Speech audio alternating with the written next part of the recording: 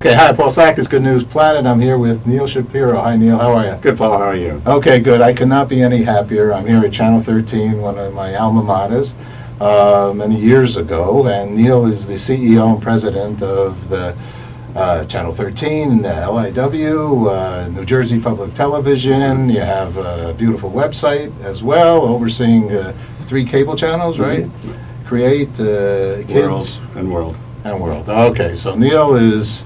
He is the real thing. When you want to look at somebody that's a professional in the world of communications, Neal has been all over in great companies, NBC, ABC. Mm-hmm. How did you get started originally?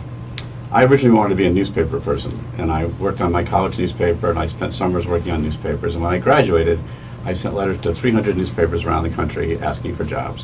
I got 250 forget-it letters.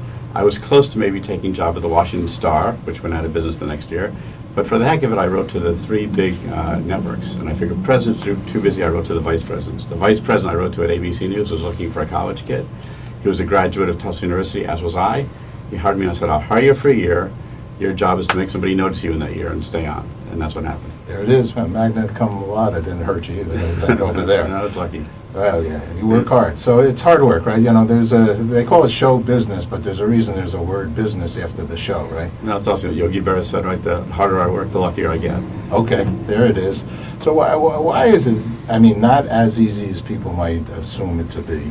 What do you think it takes, though, to succeed in making a broadcast? Well, I'll tell you why people think it's easy. If you have any other job, if you're a heart surgeon, at a party someone doesn't say to you, you know, here's how I do that operation, right? Because most people realize those are technical hard jobs, but anybody can watch TV. It's meant for anybody, and therefore everybody has views about how to do it. In fact, as you know, it is really hard to do great TV, and a lot of things go into it, and a lot of work. I remember the first story I ever worked on. I was just helping a guy, and it was a 3-minute story, and we spent like 4 days on it. I could not believe how much stuff went into it. But if you want to do it well, if you want to get just the right shot, just the right interviews, if you want to write just the right line, it all takes time, and that's what really skilled people do.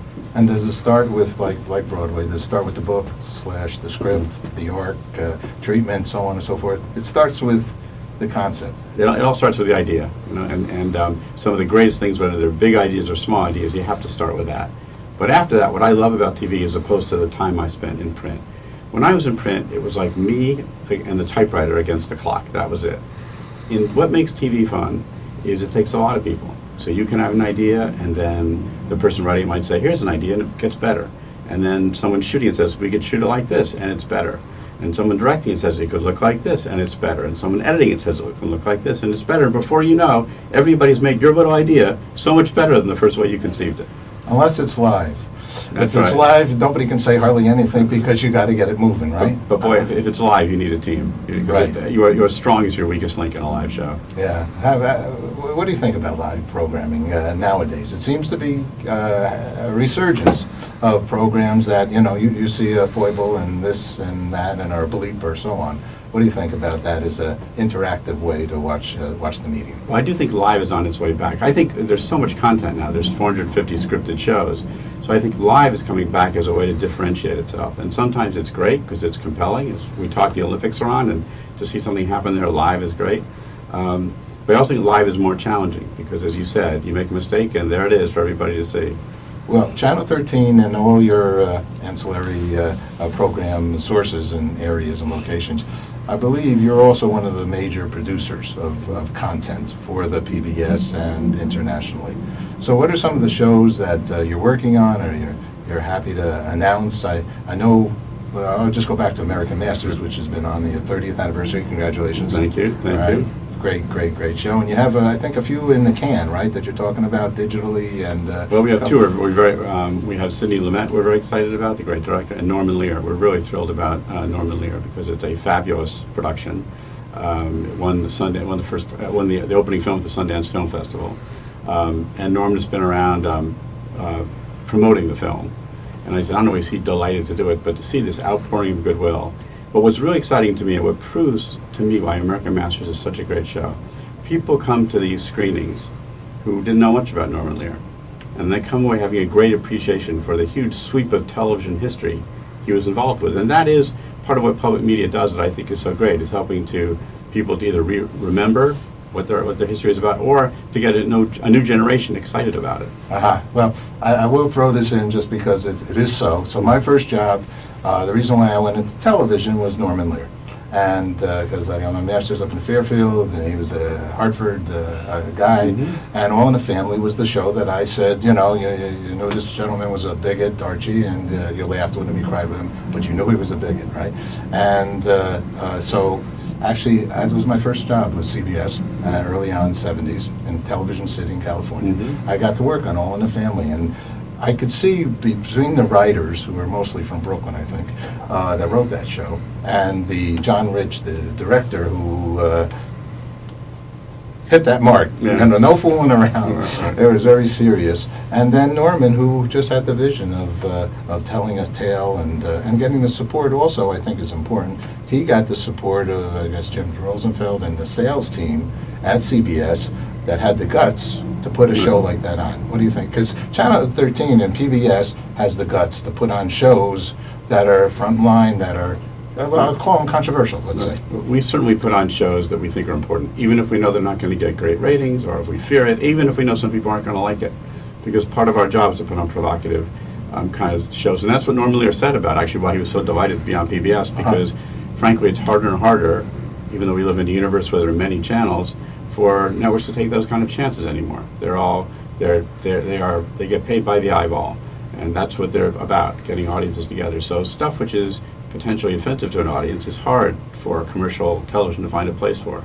And I think that's really what PBS is still known for. And stuff on cable can find a place for it if it's on the sexual frontier.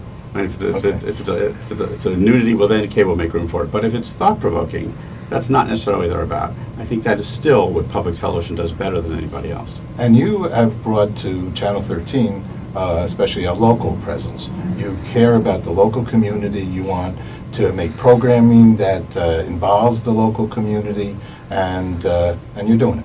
Well, I think all public television stations should do that, but especially here in the biggest market in the country. I think what we try to do is fill in gaps, because even though we have big stations here, I look at local news and say there are a bunch of things that they do well, like car crashes. We're not going to do that. But in terms of the larger forces shaping the tri-state area, that's not what they do. So most of them cover Albany like it's a foreign capital. We cover it all the time. Our goal is to make sure when you ask people who are the 10 most important people in the city, they don't stop at the mayor's name. We try to get other people involved. And we look at issues like education and transportation that don't get a lot of time.